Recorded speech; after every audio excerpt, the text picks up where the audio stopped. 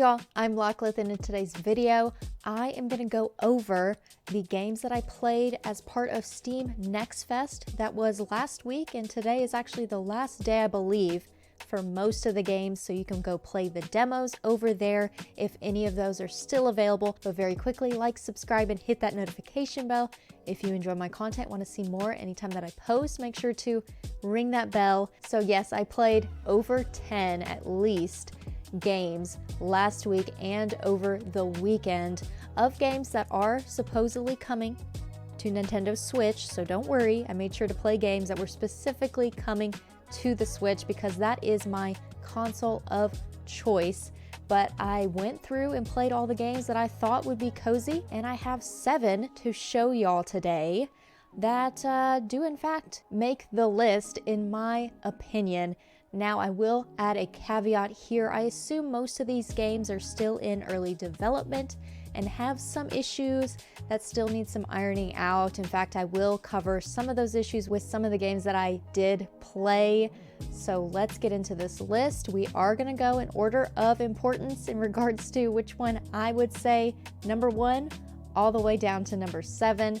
So let's just start at the beginning. So number 1 on my list is Shumi Come Home, which was developed by SomeHumbleOnion and published by SomeHumbleOnion and Mooneye Studios. Shumi Come Home is a cozy exploration adventure game where you play as a tiny mushroom who's trying to get back home, play as Shumi, who is taken from its home unexpectedly and dropped into the middle of the forest. So I'm gonna add some cons and pros with each of these games. So the cons that I have listed for Shumi Come Home were the controls were a bit difficult at first. Pros, however, definitely this game reminded me of Little Gator Game. If you've seen my video, I'll add a link to that down below if you're interested. But this did give me those vibes. And just due to its cute design and its cute humor as well, the music was super nice, and you can unlock different mushroom tops that I thought was just a nice little touch. There was also a little Easter egg where you came across the main character from Mail Time, and you actually have to help them find their letter. So both Shumi Come Home and Mail Time have those little Easter eggs of each other's character, and so I thought that was such a nice touch when I was playing this game. Number 2 on my list is Ogu and the Secret Forest. It was developed by Sinkhole Studio and Mood Lab Studio and published by Sinkhole Studio as well. Ogu and the Secret Forest is a 2D adventure game with hand-drawn characters and various types of puzzles. You befriend bouncy characters and defeat strange creatures to unravel the mystery of this charming world. Some cons were I could have done without the constant pop-up menu when I found the explosive fruit.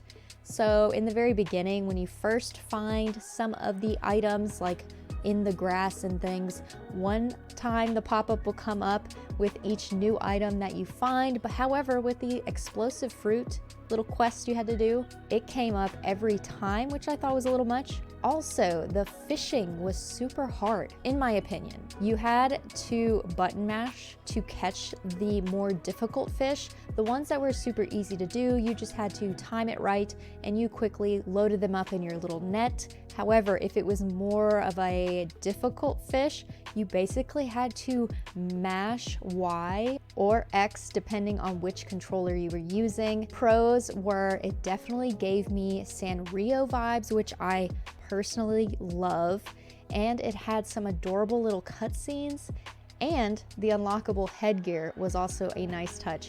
You actually finish a quest where you receive this little mask.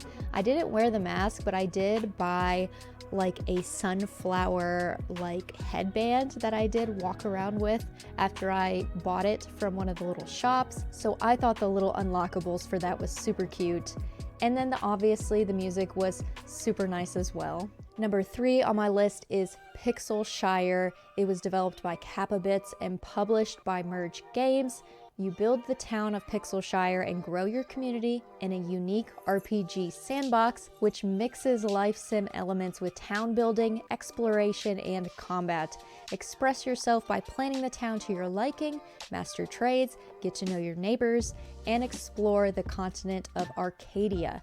Now, some cons. It told me kind of late in the game which bed I could actually sleep in to save my progress. I needed to step away from the demo, and so obviously I closed it out thinking that it would autosave, but that did not happen, and I basically had to restart from the beginning. There is a little bit of a learning curve when it came to the gameplay as well and what to do, so it's kind of similar to Stardew Valley in that way. In fact, the whole game as a whole is very resembling of Stardew Valley. So I think that is why it is also a pro for me. The music and gameplay reminds me of the freedom that Stardew Valley has too. So I'm excited to have something similar to play when it comes out.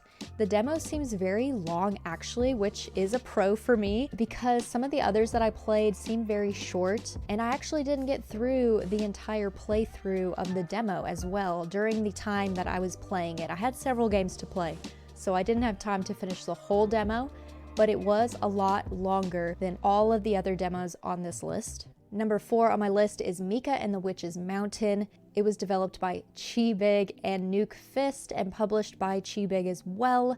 Mika and the Witch's Mountain is a fantasy adventure about an aspiring witch who delivers packages to the townspeople of a small island. Explore every cranny and soar through the sky with your magic broom. The cons were the controls were a bit difficult to figure out, again, with my Switch-like controller that I was using.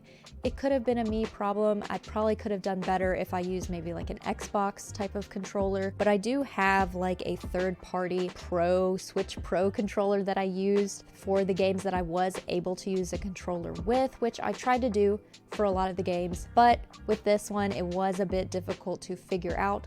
For that reason, the demo was also very short, and I felt like more could have been shown to give you a better idea of the game versus just doing a few like errands, a few deliveries. There was a small black cat on a froggy chair, which was super adorable, but you couldn't pet the cat, so that is a con for me. Pros, the art style and cutscenes reminded me of Kiki's Delivery Service and that Studio Ghibli style that I love, so I'm super excited to pick this up once it's fully done. I love that the fishing aspect was also different than you normally see in games. You basically had a fish bowl that you scooped up the fish in, which I thought was so cute and completely different. I've never seen that before in a game, so that was very nice to see. Number 5 on my list is MINEKO'S Night Market. It was developed by Meowza Games and published by Humble Games. MINEKO'S Night Market is a narrative-driven social sim adventure game that celebrates Japanese culture while encouraging players to craft, eat, and ultimately enjoy all of the cats. Cons, the demo was also very short as well, so I would have loved to see more than freeing the first like handful of cats that you come across. I wish there were better direction on which controls I needed to use with my controller. I feel like that is a recurring theme with some of these demos. Like I said in my caveat, a lot of these are still in the works. It took me until right before I freed the very last cat to figure out how to crouch/creep around. So that is a capability if you do play the demo. I didn't figure that out until the very end. Pros, firstly, you can pet all of the cats, and the art style and music was nice. Plus, I love the little back and forth between the characters. Like the dialogue was super funny, and it definitely has like a lot of personality. Number 6 on my list is Mail Time. It was developed by Keela Can Der Digel, and I'm so sorry if I am butchering that name. I will add all of the links in the description box below so you can read those out for yourself. And it was published by Freedom Games as well. You play as a newly trained mail scout in Mail Time, put on your pack, grab those letters, and deliver them across Grumblewood Grove. The forest animals eagerly await the sight of your mushroom hat in this cozy cottagecore light platformer adventure. Cons, I believe it was my computer messing up when I played this game. There's another caveat for you. It's probably user error, but the graphics were kind of subpar for me, like the 3D graphics, not the 2D characters that you show in the forefront, but more so in the background.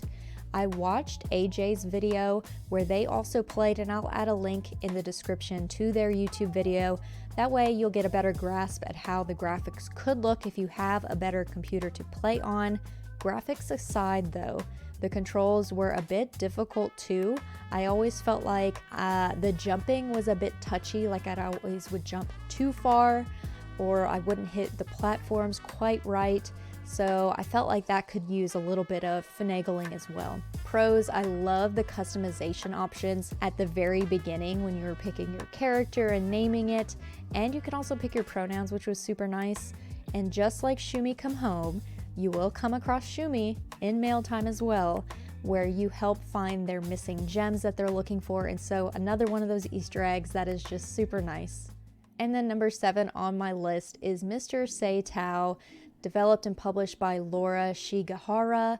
Mr. Saitou is a short game about an average white-collar worker who struggles to find meaning in a life full of constant overtime and isolation. After an accident lands him in the hospital, Mr. Saitou is spirited away to a strange fantasy world where an unexpected friend takes him on a life-changing adventure. Cons, I made this one last on my list, just due to the story causing potential triggers if you work overtime or work yourself too much at your job or office. I just wanted to add that this is last on my list just due to the more heaviness of it, not in regards to like the controls or the anything else. The style and everything else was super nice. In fact, the pixel style looks really nice and the music is also a bop for sure. Even though the game is kind of sad as to how he ends up in the hospital, it definitely gave me some perspective the little bit I did play on how I shouldn't run myself ragged during my actual working hours. It's a little takeaway from the game that the story gives you, so I did enjoy the game because of that reason. I think the childlike character Brandon designing the Saitous that he ends up dreaming about, you know, like the worms, I think those are super cute as well, especially Wide Tao in particular. It's just so funny, all the different ones and the different names that each one has. So overall, such a cute little story, even though there is some heaviness to it. So those are my best cozy games from Steam Next Fest. This early in the year, this is the first time I have actually participated and played all of the demos or a lot of the demos for Steam Next Fest. I never thought my computer could handle it. It could still be better. My computer could still do a little bit better about that. However, I am super excited to participate in these in the future and give y'all my honest feedback. So look forward to all of these games on my list coming to Nintendo Switch. All the necessary links will be in the description box below. And thank y'all so much for watching.